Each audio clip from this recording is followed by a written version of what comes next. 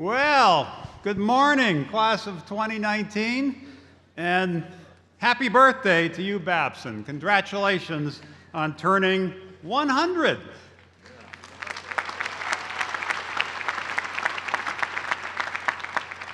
So you've been sitting for about an hour very patiently. I'd like to have you all get up just for a moment, get your phones out, take a picture of something, anything, and then we're going to do a little posting using the hashtags Babson100 and Babson 2019. So we get trending Babson here around the country. Here we go.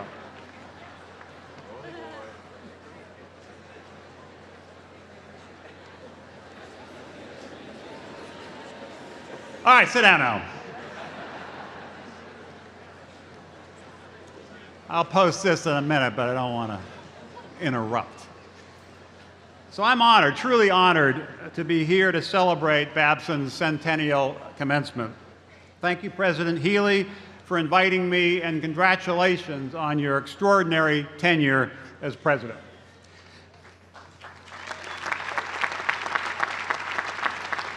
And thanks also to the Board of Trustees, faculty, staff, and everybody who has contributed to making Babson such a terrific institution.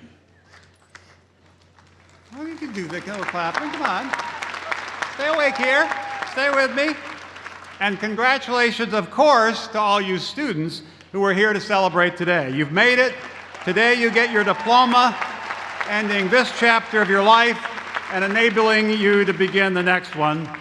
And congratulations also to your families. They have obviously sacrificed a great deal to get you this place and are obviously very proud of you. And lastly, congratulations to the other honorees, including Linda Henry and Jim Herbert, and my friend and longtime business partner. We actually had a joint venture, AOL Latin America, 25 years ago, Gustavo Cisneros. Let's give them all a hand.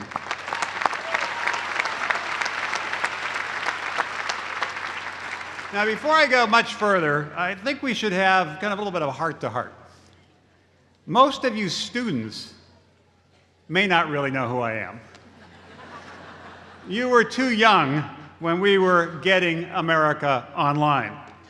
So to bring you up to speed, I'm the guy who helped popularize the phrase, "You've got mail."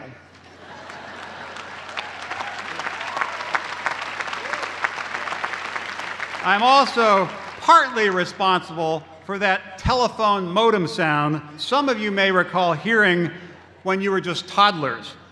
Most people remember it being an annoying screeching sound, but not me.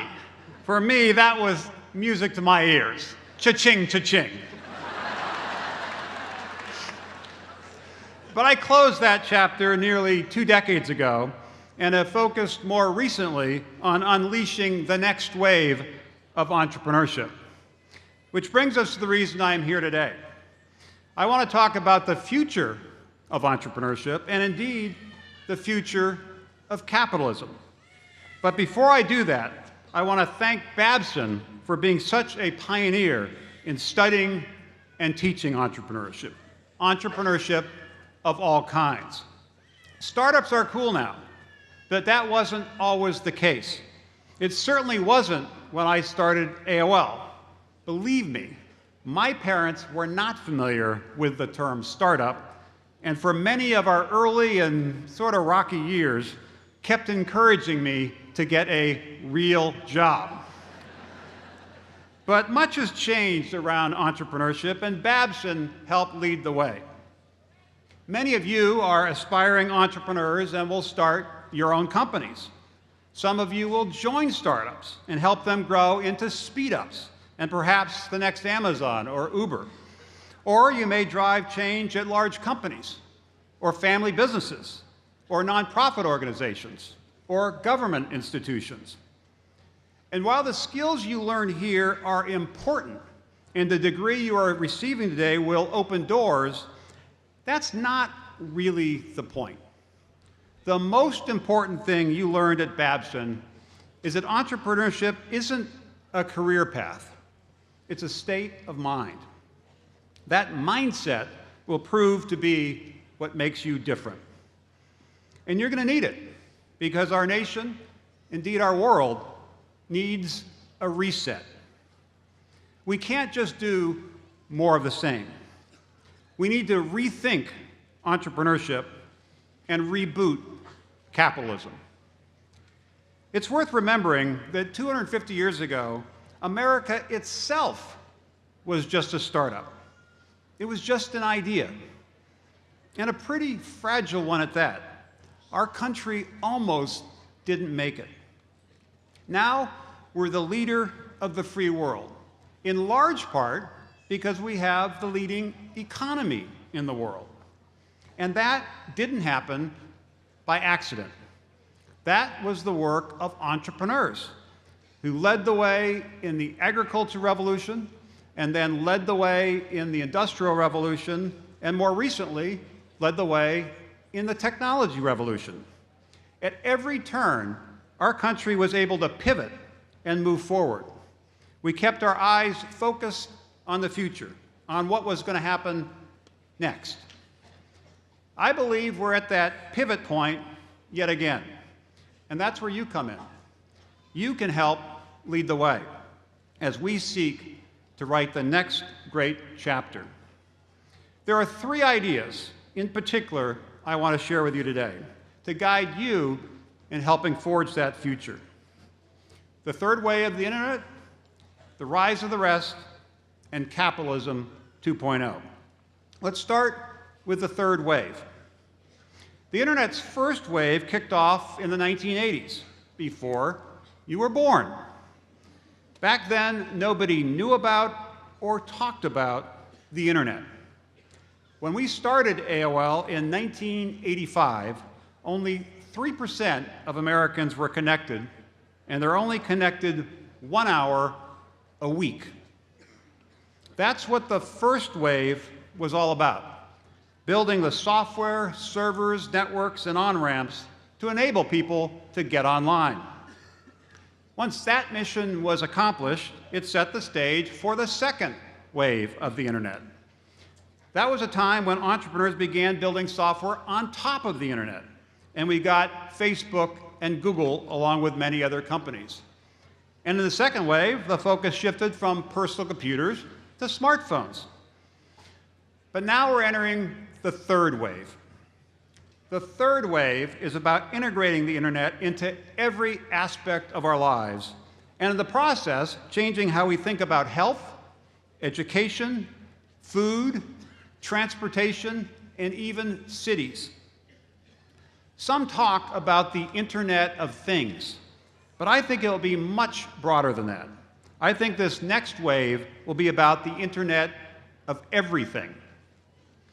For entrepreneurs, this is an extraordinarily exciting time, and as some of the industries up for grabs are massive. But it's going to require a different entrepreneurial playbook. What works so well in the second wave won't work in the third wave. Software will continue to be important, but it will just be the start, almost just the table stakes. Success in the third wave will require much more than coding. It will require collaboration. There's an African proverb that I believe will define the third wave. If you want to go quickly, go alone. But if you want to go far, you must go together. You could go quickly in the second wave. After all, Mark Zuckerberg came up with the idea of Facebook in a dorm room a few miles from here, and just 2 years later, it was a global phenomenon. But the revolution in health won't just come from software. It'll come from working with doctors and hospitals to integrate the software, health plans to pay for it, and regulators to allow it. Similar dynamics will exist in other industries. The invention will be the easy part. Driving adoption and acceptance will be where the rubber meets the road. And it will be hard. Entrepreneurs will have to deal with skeptical incumbents who will often be reluctant to cooperate, and with cautious regulators who will usually be slow to adapt. The winners in the third wave will be the people who understand the game has changed and that entrepreneurial playbook needs to change as well. That new playbook will also embrace the idea that innovation in the third wave will happen all over the country, indeed all over the world, not just in places like Silicon Valley or here in the Boston area. That wasn't the case in the second wave. A few places have dominated. Last year, more than 75% of venture capital in this country went to just 3 states: California, New York, and Massachusetts. And since startups create most of the jobs in this country, that means a few places have been booming, but many places are feeling left behind. That needs to change. And I believe it will change because of a movement that is building called the rise of the rest. I've spent much of my time in recent years traveling the country. I've traveled by bus over 10,000 miles and invested in more than 100 startups in more than 60 cities. I've been inspired by what I've seen. Amazing entrepreneurs pursuing breakthrough ideas to improve our lives in countless ways. The entrepreneurs will succeed because the opportunities of the future are built on the lessons of the past. Innovation in agriculture technology, what some call ag tech, will not be centered just on the coasts, but also in the middle of the country, where there is a deep understanding of farming. That revolution in health will be built through partnerships with innovative hospitals in places like Baltimore, where Johns Hopkins is based, or in Cleveland, because of the prominence of the Cleveland Clinic. If as a nation we pivot to back more entrepreneurs in more parts of the country, the cities that have been left behind will have a brighter future, and our nation will have a brighter future as well. Which brings me to my third and final point, the need to reimagine capitalism itself. We are at a crossroads. Some people, including me, have benefited from the internet's first and second waves, but a lot of people have not. Indeed, a recent study by the research firm Pew reported that 75% of Americans wake up anxious and fearful about their future and their children's future. And we need to change that. We need to have an inclusive approach to capitalism. This is a great nation and a great entrepreneurial nation, but let's be honest. Whether you have a real shot at the American dream does depend on where you live, what you look like, and who you know. Last year, more than 90% of venture capital in this country went to men, less than 10% to women, and some studies, including from Babson, saying much less than 10%. Last year, less than 1% went to African Americans. The discussion about reimagining capitalism, what some have even called capitalism 2.0, has been picking up steam.